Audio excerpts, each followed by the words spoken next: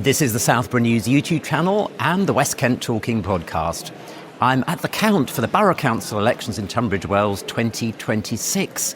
They're about to start announcing the results. The Liberal Democrats currently have 14 seats before today's results are announced. They need another 6 seats in order to retain their overall control of the Borough Council. Let's see how they do.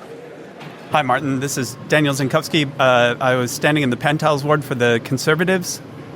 Unfortunately, I didn't win, but I did come second place, and a huge amount of people came out and voted for me, which I'm very excited about. Unfortunately, I think some of the votes that could have gone my way went to reform, and as a result, we're going to get thousands of homes in the Greenbelt and a new cinema. So other than that, it's been a really enriching experience. I enjoyed it. I met loads of good people, and it was really nice to learn a lot more about how the town works. And so basically you're saying if you added the Reform votes and the Conservative votes together, you'd have beaten. Oh, totally. Yeah, that would have been your main story today. And do you think you'll carry on putting pressure on the council there? Definitely. So still member of the Victorian Alliance. We still have a lot of work to do. And there's a number of other areas as well. So yeah, no, they haven't seen the end of me. Right. Well, I'm Dave Hayward. I've just managed to get re-elected for the Pembury Capel ward. And it was very close. There were 18 votes in it. And I'd like to congratulate the Lib Dems on running a fantastic campaign. They really ran it to the wire. And my goodness me, that was tight.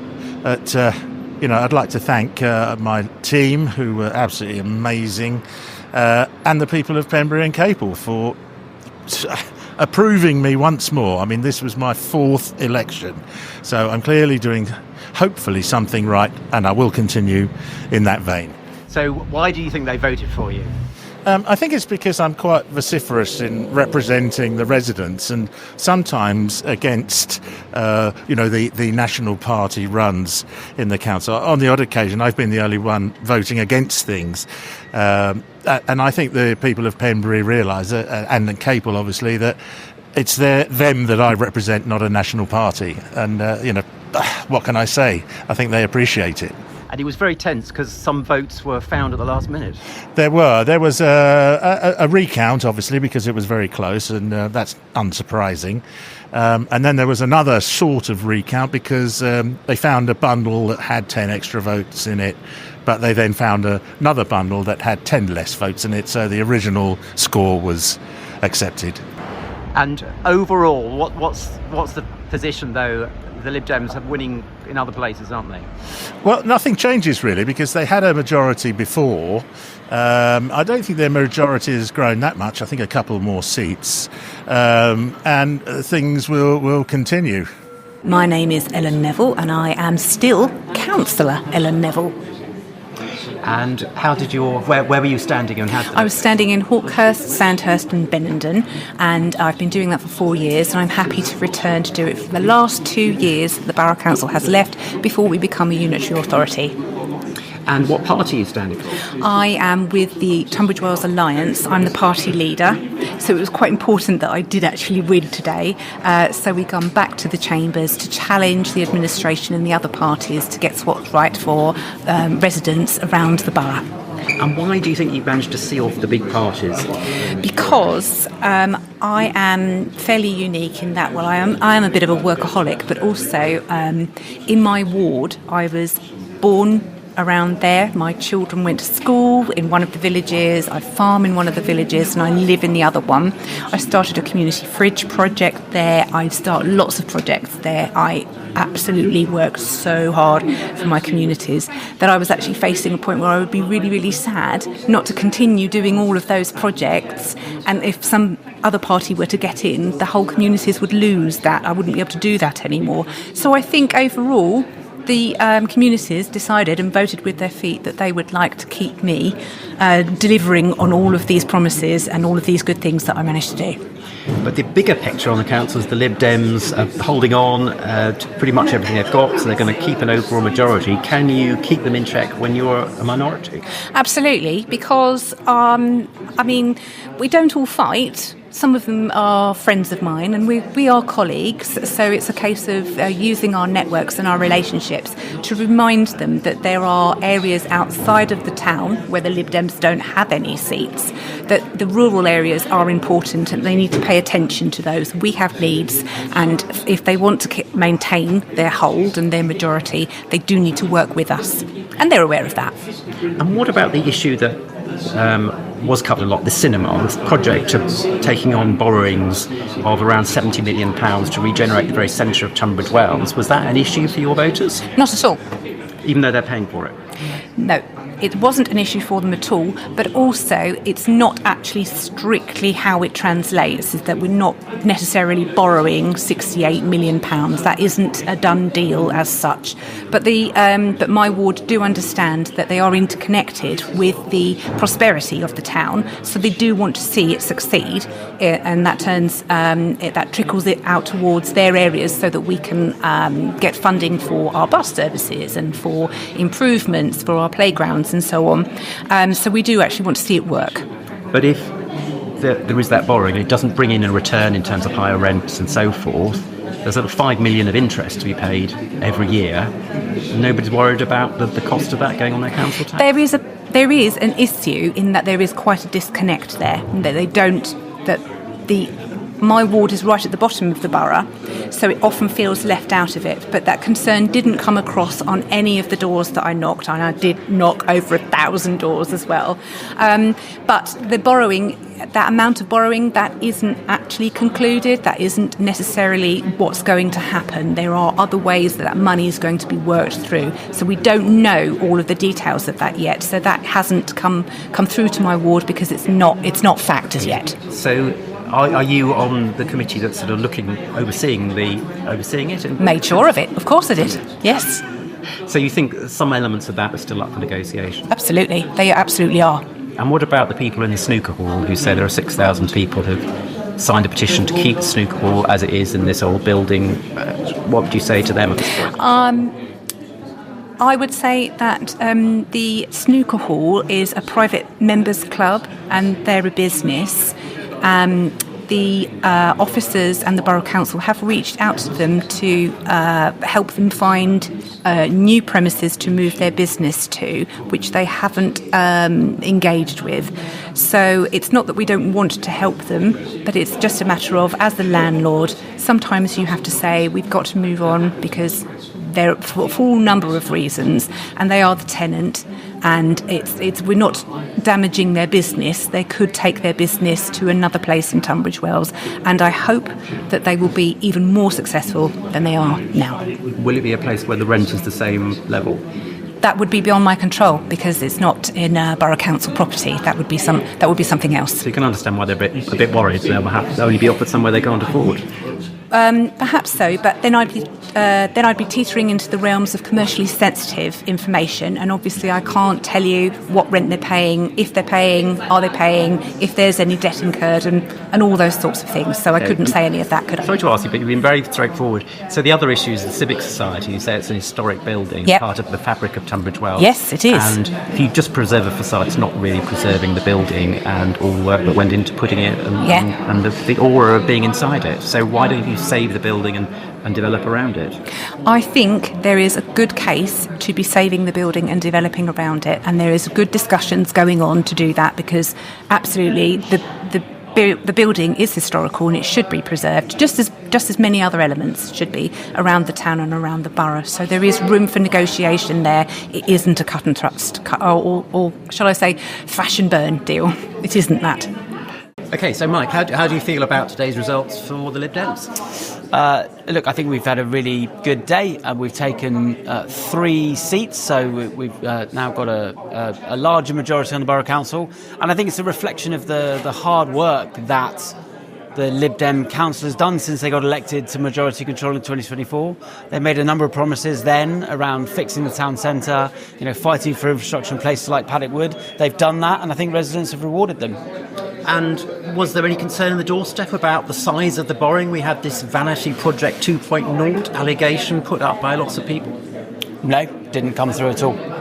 And Why do you think borrowing £68 million is good value for money for taxpayers when we're just about to end the authority? So for several years now, the Lib Dems have campaigned on fixing the town centre, and part of that is developing Royal Victoria Place to deliver more retail, more hospitality and more leisure, and also to have outdoor restaurants on the precinct. And when this recently went to consultation, that came back with a 72%. I mean, you don't get results like this. 72% positive result from the residents of Tunbridge Wells. So this is something that people in Tunbridge Wells want.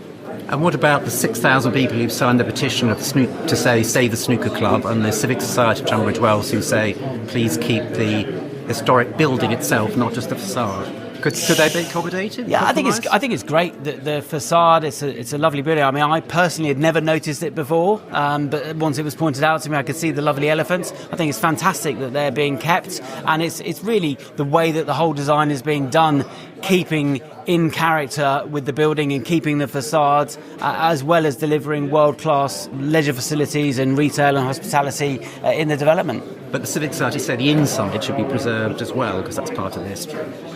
Well, that's the Civic Society's view. And what happens if it's listed? Will you rework the project around it? I mean, this is all hypotheticals at the moment, isn't it? So. And what about the challenge from Reform? Because a lot of people nationally look at the Reform's figures. They haven't won a single seat.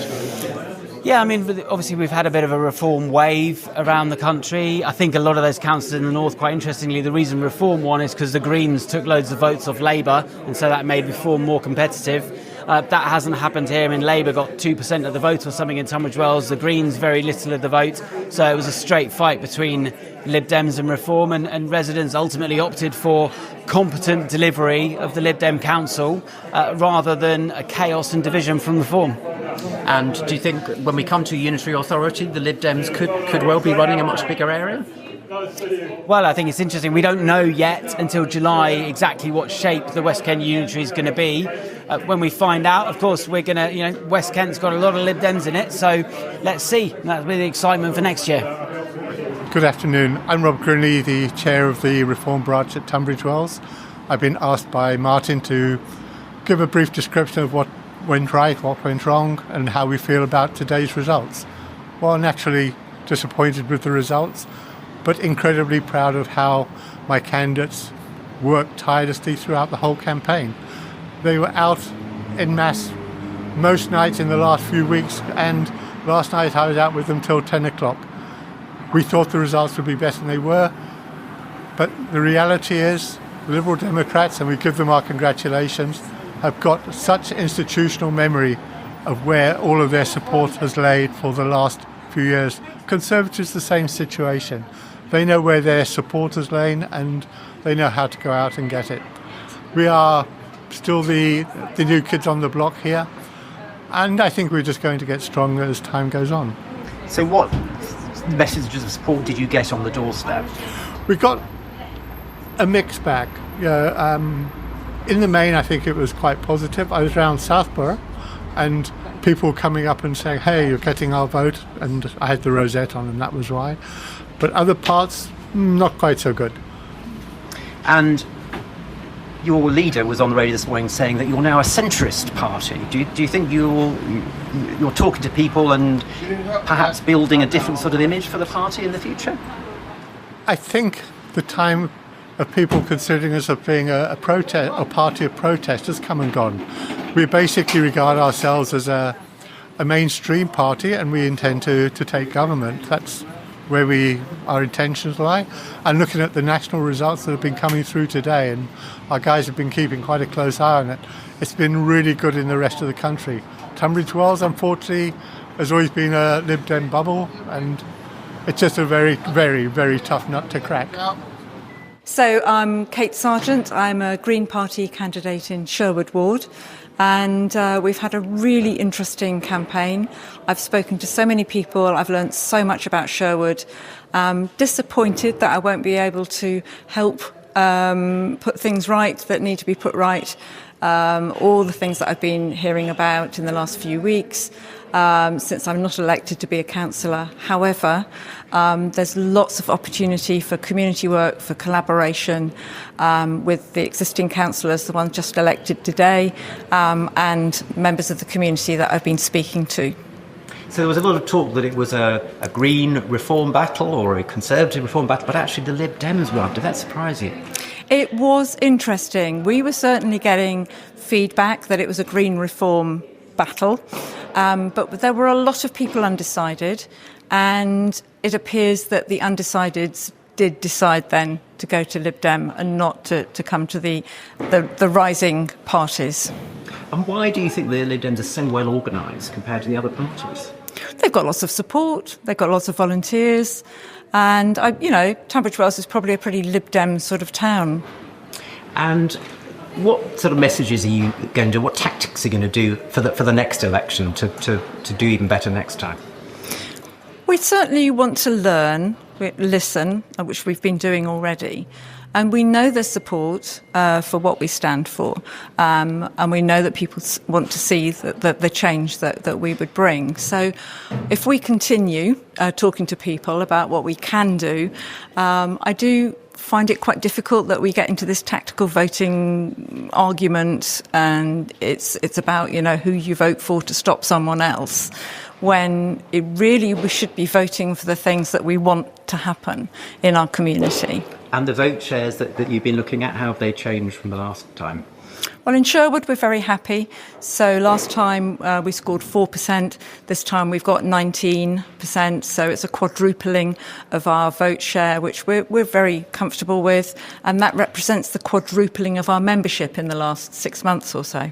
I'm Ben Chapelard. I'm Liberal Democrat leader of Tunbridge Wells Borough Council. And how do you feel the day went? So we've had a really good day here for the Lib Dems in Tunbridge Wells. We've gained 3 extra seats, taking us to a total of 25 out of the 39 seats on the council. And why do you think people voted for you in a bigger number as ever? Well, in 2024 we made a promise to deliver for residents, and we've worked really hard over the last 2 years to deliver that, and I think there are things happening in the town and the borough that residents appreciate, and I think they have lent us their support today at the ballot box, and we'll carry on working for the next 2 years very hard to make sure we deliver on what we've promised this time as well.